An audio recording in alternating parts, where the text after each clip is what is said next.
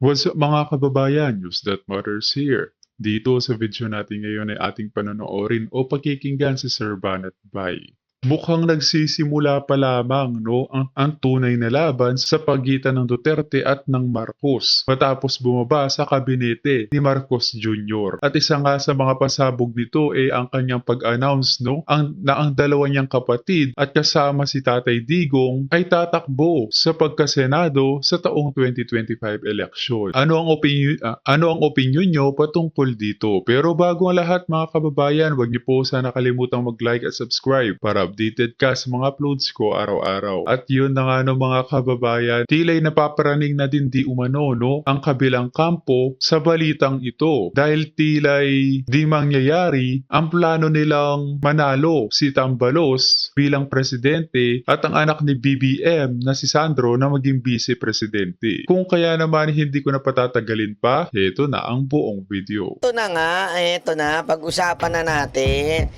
Alam mo, maraming nagulat ngayong araw na ito. Kasi, alam mo kung bakit nakakagulat? Alam niyo kung bakit? Kasi yung si VP Sara Duterte, hindi po yan yung hindi po yan yung tipo ng nagsasabi ng plano. Di ba, Marinel Car Mendina, salamat po from Barcelona, Spain. Di ba?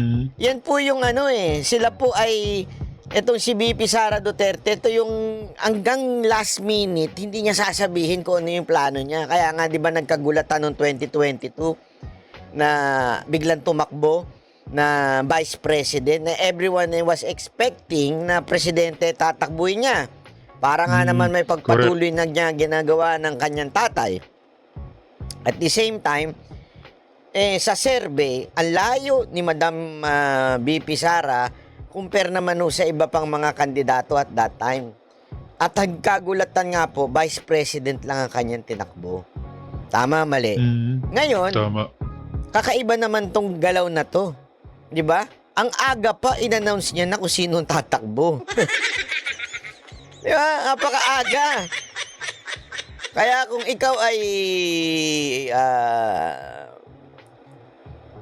hindi gullible, basahin mo na maigi itong kanyang pronouncement. Intindi mo na maigi, ika nga, di ba? Halimbawa, yung sinabi niyang tatakbo etong si Basti Duterte bilang presidente. Wala namang problema. Ako, naniniwala talaga ako. Sa tingin ko, si Basti Duterte is more than enough. Bakit to? Kasi alam mo yung kasi ganito yan di ba? Eto, paliwanag ko lang. Although pinaliwanag ka doon sa unang video ko nung habang ako ay nagla-lunch sa Shangri-La Hotel. Tuwaray talaga ni Banat ba? Hindi, meron po akong kausap doon meron akong ka-meeting doon sa Shangri-La Hotel. May ka-copy ako doon. Nagsisimula sa letrang I. Ibantot. Hindi, alam mo, kanina nga magawa ako ng video. Panoorin nyo yan, panoorin nyo yun, Kasi, importante yun, Pero kasi, meron tayong konsepto sa Pilipinas na medyo may pagkamali. Di ba? Ang konsepto natin sa Pilipinas, pag ikaw, bata, marami ka pang kakainin. Tama, mali. Lagi tayong ganun, Tama. Bata ka pa, marami ka pang kakainin. Di ba? Meron tayong mga kasabihan na papunta ka pa lang, nakatulog at nakauwi na ako. Di ba? Papunta ka pa lang. Ibig sabihin, ang dating sa atin, pag bata, medyo yung karunungan, medyo mahina pa. Experience, mahina pa. Di ba? Ika nga, ganun. Di ba? Kasi sa atin, ang connotation natin, pag bata, baguhan yan. Pag bata, wala pang experience yan. Pero pag matanda, yan. Marami ng kaalaman yan, may wisdom na yan. Pag matanda, yan ang dapat inilalagay sa posisyon. Tama, mali? Wala naman pong masama doon. Pero actually, in terms of leadership, dapat talaga medyo magbago na ho ang ating pag-iisip tungkol ho dito. Di ba? Medyo ayusin na ho natin yung ating pag-iisip. Kasi hindi ho tama ho yun na pagbata, ikaw po ay walang kaalam-alam. Hindi ho ganun. Kasi kung alam nyo, ito Tama. if you would know, Mayor Baste Duterte, pag yan ho nagpunta, nakipag-usap sa mga matatanda, pag yan ho nag-lead ng kanilang council dyan sa Davao, pag siya ho ang nagbigay ng command, talaga namang sinusundan. Di ba? Talaga ho silang sinusundan at talaga nga naman siyang nire-respeto.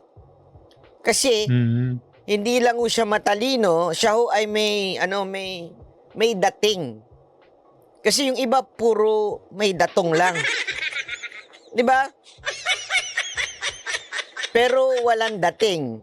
Mataba, oo. Kaya talagang pag dumadating 'yun, kitang-kita mo 'yun. Pero sa totoo lang, wala naman ho talagang dating in terms of command. Okay? Maybe people are following them out of fear, not out of respect. Di ba? Ganun yun eh. So, ito yung sinasabi nga natin na napaka-importante na maunawaan natin. Mayor Baste is very, very, very, very qualified to run for president. Kung yung iba nga kaya na, nanood lang. Nanood lang. Natulog ng 6 na taon. Pagising, presidente na. Kaya tuloy nagkagugulong bayan natin. Tama, mali. Ito, talagang simula't simula, nung sa kanya'y namulat, syempre, tatay niya, mayor, talaga naman nagtatrabaho po. Kaya nga nagkagulatan, nung meron siyang picture, di ba? May mga picture siya na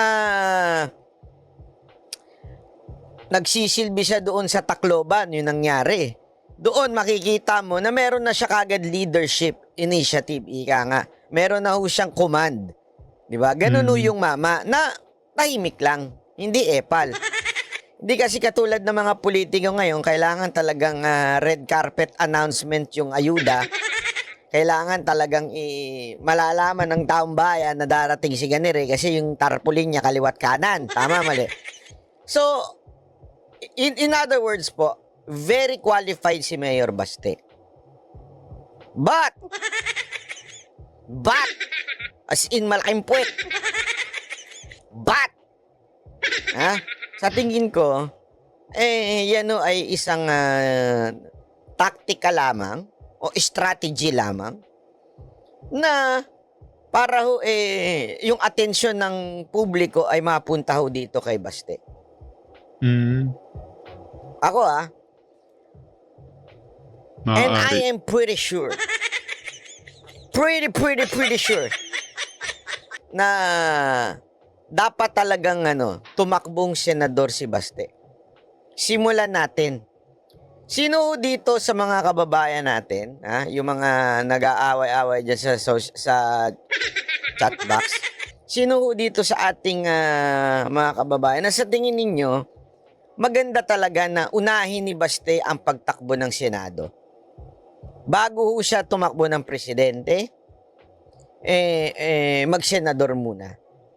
Or, maaaring ang idea nyo naman ay maganda siguro manatili muna siyang mayor para saktong-sakto sa pagtakbo sa 2028. Ako po kasi sa tingin ko talaga dapat po siyang tumakbong senador.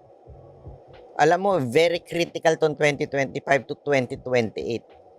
Kasi eto nga lang 2022 to 2025, midterm, yung first half of this administration, kaliwat kanan na ho na inuubos ang pera ng taong bayan. Sigurado ako from 25 to 28, baka ubos na ang kaba ng bayan. Dagdag na tayo ng laking utang, as in sobra na ho ang ating utang. Po. Di ba? At yung ayuda na instead na sana nagamit sa iba. Kasi ngayon ang ginagawa, inililipat yung mga budget ng ibang departamento, inililipat po sa departamento ng ayuda. Dapat nga palitan na yung DPWH. Dapat Department of Ayuda. Anyway, parang gano'n na lang naman ang ginagawa nila, kaliwa't kanan nag-aayuda, 'di ba? O dapat Department of Ayuda na 'yan, ngayon mukhang Si nauubos na, Romualdez. 'di ba? Bigas ni Romualdez. Nauubos na. Ikaw, Banat Bay, when ka tatakbong pagka-senador, pag in-announce po ni Pangulong Duterte, tatakbo ako. Pag sinabi niya sa akin, Banat Bay, takbo ka ng senador, tatakbo ako. Pero imposible ho. Dahil alam niyang joker po ako, hindi po ako wala ako talagang plano. Hindi ho 'yan ng ano ko. Hindi po ako yung tipo ng plastic. Kawawa sila sa akin. Maniwala ka. Okay na si Basti. Si Basti nga sigurado ako magugulat sila di ba? Senator muna si Basti, may experience din siya sa legislative. Oo, kasi vice mayor siya. Tandaan ninyo, pag vice mayor ka, ikaw ang head ng city council na gumagawa ng mga ordinance o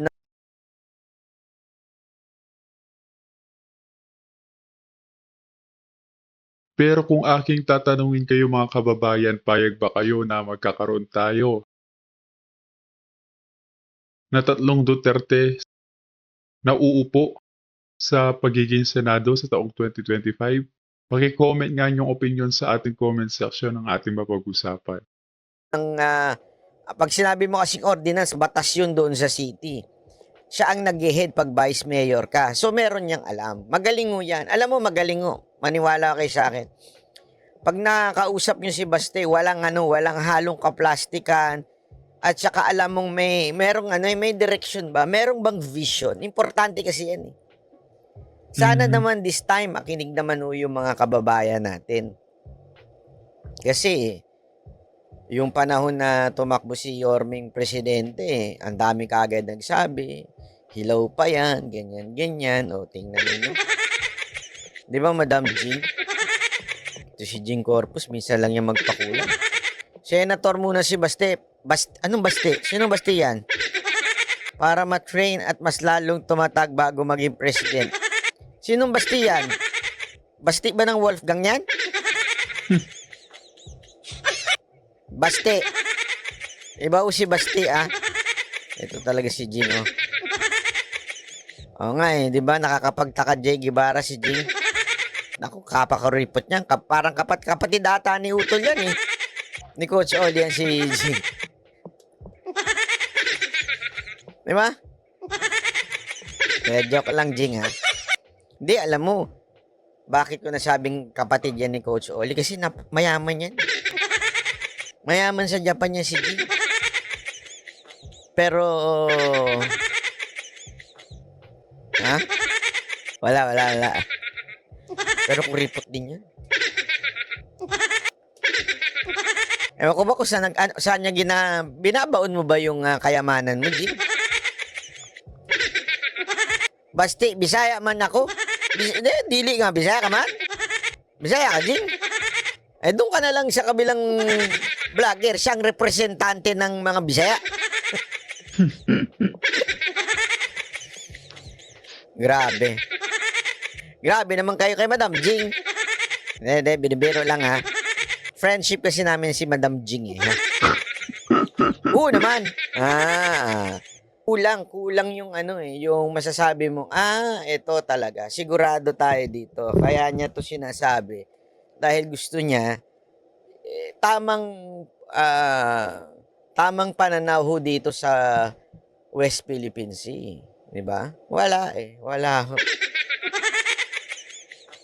Di ba? Ngayon, importante itong si Pangulong Duterte, yung perspective nila.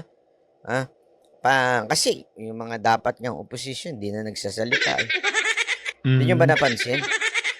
Yung supposedly mga kaalyado ni Pangulong Duterte, di na nagsalita. Kaya nga napuno na si Senator Basti Duterte. Easy, may tamang panahon, di ba? Akala nyo yung video lang ang may tamang panahon? Akala nyo yung video?